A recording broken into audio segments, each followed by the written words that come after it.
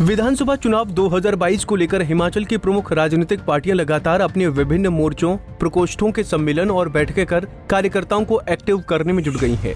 इसी कड़ी के तहत आज हरोली विधानसभा क्षेत्र के घालूवाल में कांग्रेस के ओबीसी विंग का जिला स्तरीय कार्यकर्ता सम्मेलन आयोजित किया गया। इस मौके पर नेता प्रतिपक्ष मुकेश अग्निहोत्री, विधायक सतपाल रायजादा और पूर्व मंत्री कुलदीप कुमार समेत अन्य कांग्रेस नेता और कार्यकर्ता मौजूद रहे। कार्यकर्ता सम्मेलन के दौरान कांग्रेस नेताओं ने पार्टी का कार्यकर्ताओं को आगामी विधानसभा चुनाव के लिए कमर कस लेने का आह्वान किया। कार्यकर्ताओं को संबोधित करते हुए नेता प्रतिपक्ष मुकेश अग्निहोत्री ने महंगाई के मुद्दे पर भाजपा सरकारों को घेरने और जनता को सरकार के जन विरोधी निर्णय से अवगत करवाने को कहा। मुकेश अग्निहोत्री ने कहा कि सरकार जनता के हकों पर डाका डालने में लगी है। उन्होंने कहा कि जनता के हक उनको मिलकर ही रहेंगे, लेकिन सरकार ये बताए कि महंगाई को काबू करने के लिए क्या प्रयास किए जा रहे हैं। उन्होंने कहा कि पेट्रोल पदार्थों की कीमतें आसमान छू रही हैं। वहीं रसोई गैस का सिलेंडर भी 900 रुपए को जा पहुंचा है। सीमेंट की बोरी 400 रुपए और सरिया 6500 रुपए प्रति क्विंटल की दर से बिक रहा है। खाद्य पदार्थों के दाम दिन दुगनी रात चौगुनी बढ़ते जा रहे हैं। उन्होंने प्रदेश सरकार द्वारा महंगाई भत्ते की किस्त जारी करने पर चुटकी लेते हुए कहा कि ये कर्मचारियों का हक था, लेकिन सरकार बताए कि पंजाब पे कमीशन की रिपोर्ट को कब लागू किया जा रहा है। उन्होंने आरोप जड़ा कि सरकार चोर दरवाजे से लोगों को नौकरियां दे रही है, जिसमें SC, ST और OBC के लोगों के अधिकार किसी और को दिए जा रहे हैं। उन्होंने कहा कि युवाओं को रोजगार देने के सही रास्ते को छोड़ने के कारण रोस्टर लागू नहीं हो पा रहा, जिसके चलते विभिन्न वर्गों के लोग रोजगार से वंचित हो रहे हैं, जबकि सरकार के नुमाइंदे अपने चहेतों और अपने परिजनों को नौकरियां दे रहे हैं। मुकेश अग्निहोत्री ने कहा कि ईमानदारी का दम भरने वाली सरकार को कैग की रिपोर्ट में आईना दिखा दिया है। उन्होंने कहा कि राज्य कर्जे के बोझ तले दबता जा रहा है और सरकार निगमों, बोर्डों में चहेतों को लगाकर प्रदेश पर आर्थिक बोझ डाल रही है। ऐसा है, कर्मचारियों का जो हक है वो तो उनको दिया ही जाना है, लेकिन महंगाई को नियंत्रित करने के लिए जो कदम उठाए जाने हैं उसके लिए सरकार क्या कर रही है। आज की तारीख में महंगाई ने सब घरों के बजट गड़बड़ा दिए हैं।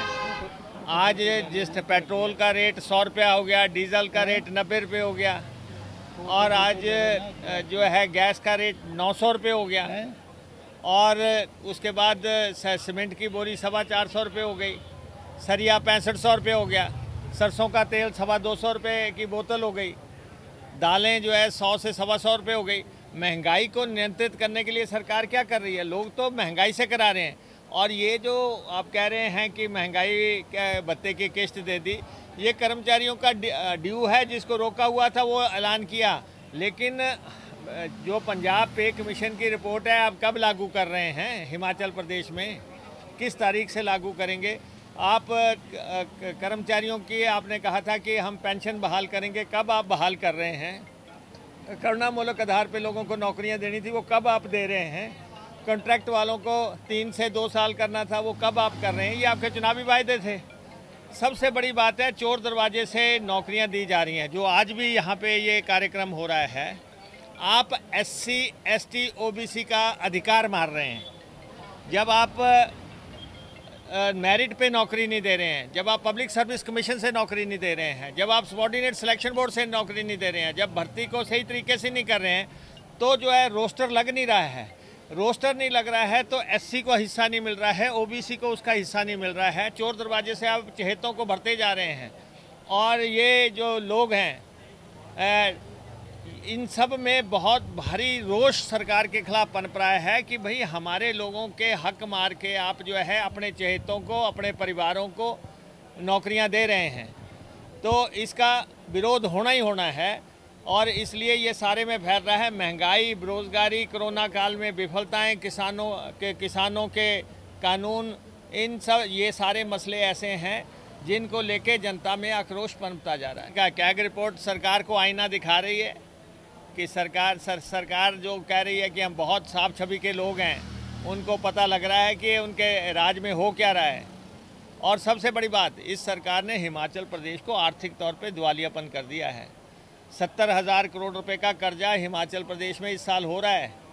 आप जिस तरीके से चेयरमैनों की नियुक्तियां कर रहे हैं लगातार, और कभी आप चीफ विप लगा रहे हैं, कभी विप लगा रहे हैं, कभी आप चेयरमैन लगा रहे हैं, इतनी लंबी फौज आपने खड़ी कर दी, करोड़ों रुपए आप उस पर खर्च कर रहे हैं, करोड़ों रुपए आप उन पे खर्च कर रहे हैं। आप उसके खिलाफ थे। आप अब इतने बड़े पैमाने पे इनकी भर्तियां कर रहे हैं चोर दरवाजे से। ये भी जो है हारे पिटे लोगों को आप कुर्सियां दे रहे हैं, उनके ऊपर उनके लिए गाड़ियां खरीद रहे हैं, उनके लिए दफ्तरों का साजो सामान का बंदोबस्त कर रहे हैं। तो प्रदेश की वित्तीय स्थिति क्या है और आप कर क्या रहे हैं, जरा इसकी तरफ भी ध्यान दें। पंजाब केसरी टीवी के लिए ऊना से अमित शर्मा की रिपोर्ट।